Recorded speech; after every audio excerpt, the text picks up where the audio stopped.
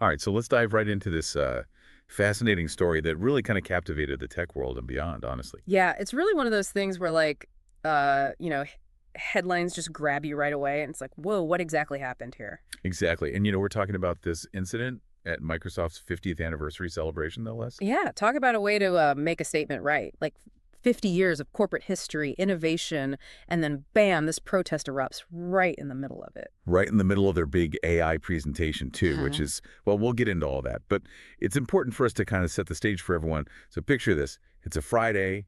The energy at the Microsoft campus in Redmond is electric. Like you can practically feel the anticipation, right? Yeah. Everyone's waiting for the next big thing in AI, maybe even hoping to catch a glimpse of Bill Gates or Steve Ballmer. It's a huge milestone for Microsoft. Huge. And instead of the usual keynote, the product reveals, the sleek demos, the spotlight shifts to these two engineers, Yep. Ibtihal Busad and Vanya Agrawal. And they really, they didn't hold back. It wasn't just a quiet dissent. They really disrupted the event to voice their concerns about Microsoft's AI dealings with the Israeli military. Yeah, and this wasn't just a slap on the wrist kind of thing. By Monday, April 7th, both of them were fired. So what we're going to do in this deep dive is really unpack the events of that Friday, how Microsoft responded, and kind of zoom out to look at the bigger picture of AI ethics and the role tech companies play in these global conflicts. It's a really complex situation with no easy answers. Yeah, it's not just a simple story of right and wrong. There are so many layers here, so many perspectives to consider. What led these engineers to take such a drastic step? What exactly were their concerns? And what does this whole incident tell us about the increasing scrutiny on these tech giants as their technologies become more and more intertwined with, well, global politics and conflict? So let's rewind back to that Friday, to the heart of the protest itself.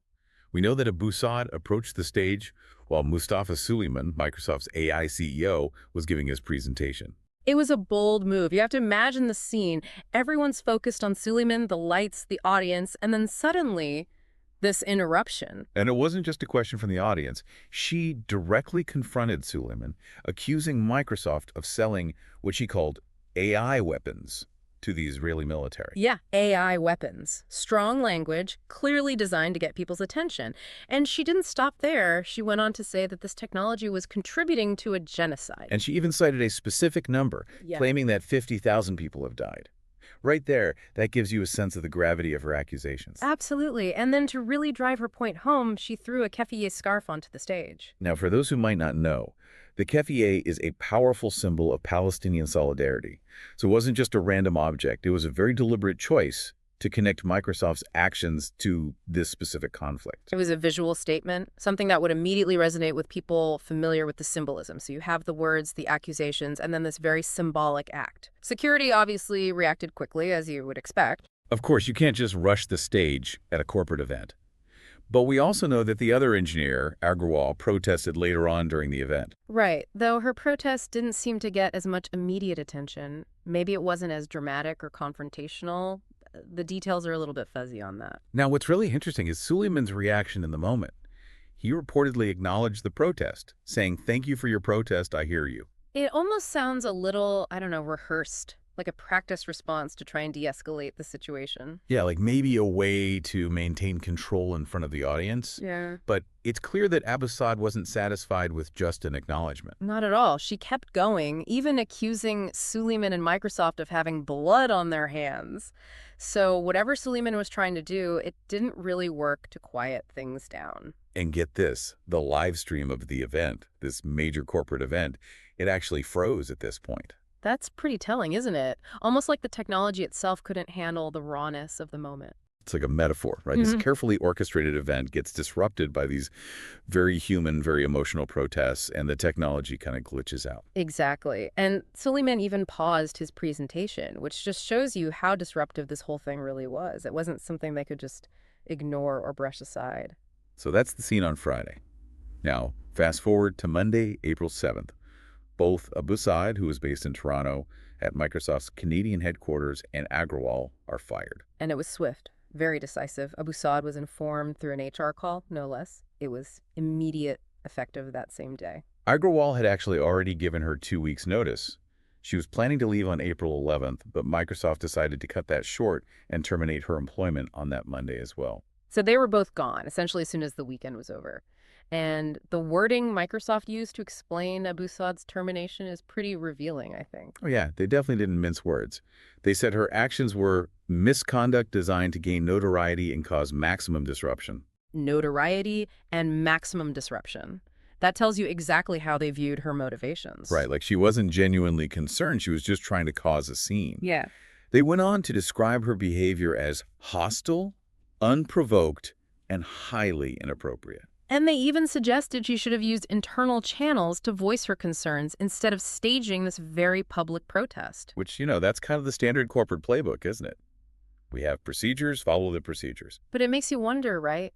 Are those internal channels really effective when it comes to these deeply held ethical concerns, especially when those concerns are directly challenging some of the company's core business decisions?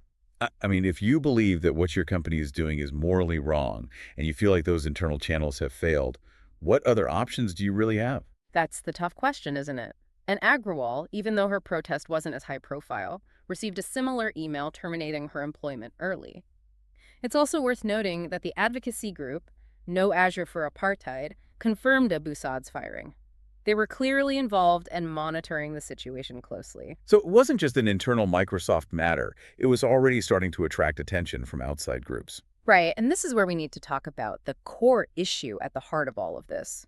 Microsoft's AI technology and its alleged use by the Israeli military. Because this wasn't just about a general sense of unease, right? This was specifically tied to reports that Microsoft was providing AI technology, potentially even leveraging those powerful OpenAI models like ChatGPT. Yeah, the very same AI that's capturing everyone's imagination being used in this incredibly complex and sensitive geopolitical conflict. And there was an Associated Press investigation earlier in 2025 that really dug into this, reporting that these AI models were part of an Israeli military program used to select bombing targets in Gaza and Lebanon. Think about that for a second. AI, algorithms, making decisions that directly impact human lives in a war zone. And to understand the full gravity of this, you have to consider the wider context, the ongoing conflicts in the region, the history of violence. It's a powder keg. And introducing this advanced technology into the mix raises all sorts of ethical questions. Questions about accountability, unintended consequences, and even the very nature of warfare in the age of AI. And the report mentioned a particularly chilling detail: an Israeli airstrike back in 2023 that killed a Lebanese family, 3 young girls and their grandmother. A horrible tragedy. And that event reportedly had a deep impact on both Abu Saad and Agrawal. Like, this wasn't just an abstract concern for them, it was deeply personal, connected to real human suffering. It makes you think about the emotional toll on everyone involved in situations like this. Absolutely. And this wasn't even the first time Microsoft had faced pushback on its dealings in Israel. In February 2025, 5 other employees were reportedly fired after disrupting a meeting with CEO Satya Nadella over the same issue. So this wasn't a one-off. This was clearly an ongoing source of tension within the company. And it shows you that this wasn't just a few disgruntled employees. There was a real groundswell of concern within Microsoft about the ethical implications of their work. Now, Microsoft did release a statement. Their official line was that they offer many avenues for all voices to be heard, but they expect this to happen without causing a business disruption. It's that classic corporate balancing act, right? Wanting to appear open to feedback, but also wanting to protect their operations, their image. And it's worth pointing out that Abu Saad and Agrawal had their work accounts locked on Friday night right after the protest. So no more internal discussions, no more access. A pretty clear signal from Microsoft that they were taking this very seriously and weren't going to tolerate further disruptions. Now, Microsoft isn't alone in this. Similar controversies have been brewing at other tech giants, like Google. Yeah, Google's been dealing with this as well. Dozens of their employees were fired the previous year for protesting Project Nimbus. That's their $1.2 billion deal to provide AI tech to Israel, right? That's the one. And those former Google employees even filed a complaint with the National Labor Relations Board. They were alleging unfair labor practices. So this isn't just about internal disagreements. It's spilling over into the legal arena as well. It really speaks to the deep ethical concerns people have about the use of AI in these sensitive geopolitical contexts. It raises questions about the role of employees in holding their companies accountable, especially when it comes to technology with such far-reaching consequences. Okay, so we've got these dramatic protests, the firings, the ethical concerns, but what about the public reaction to all of this. Yeah, that's the other fascinating layer here, right? It seems like there's a real split in public opinion. Some people see Abu Saad and Agrawal as heroes, as brave whistleblowers who risk their careers to speak truth to power. Right. They see them as putting their conscience above their jobs. And online, you'll find a ton of support for them, praising their courage, their commitment to their values. But then there's the other side, the people who view them as troublemakers. People who maybe question their methods, their understanding of the complexities of these geopolitical situations. There's also the argument that they were naive, that they oversimplified things. And you see this play out on platforms like X, the former Twitter. You've got people defending them, criticizing them, debating the whole thing back and forth. It's become this really public conversation about the ethics of AI, the role of tech companies, and the right to protest. And the fact that all of this happened during Microsoft's 50th anniversary celebration just adds this whole other layer of irony, doesn't it? Oh yeah, huge irony. Here's Microsoft, this tech giant, celebrating its legacy, its innovation, and suddenly they're forced to confront these really uncomfortable questions about the impact of that innovation. Like a reality check, right in the middle of the party. And speaking of innovation, we also need to talk about Microsoft's Azure Cloud Platform and OpenAI. They're kind of the tech backbone of this whole story. Right, so think of Azure as this massive digital infrastructure, a giant storage unit for businesses, as it was described in one of the articles. But it's much more than that. It's the foundation for a lot of online services and applications. Including, potentially, military applications. Exactly. And then you have OpenAI, which is technically a separate company, but they have a very close relationship with Microsoft.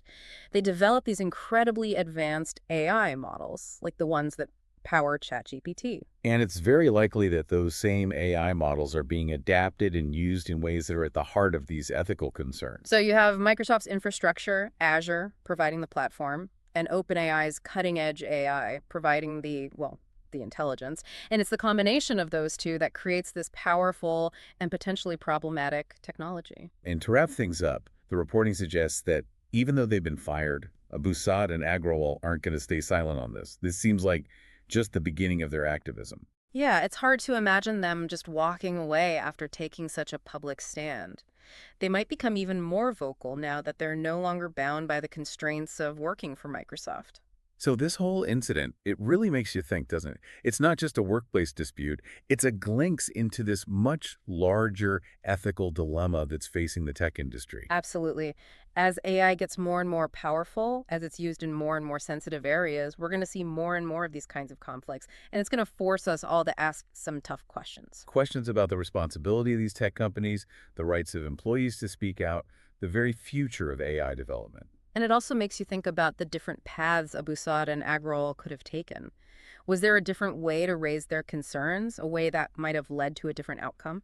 Hindsight is always 20/20, but it's a valuable exercise to consider these different approaches, to think about the complexities of dissent within these large, powerful organizations.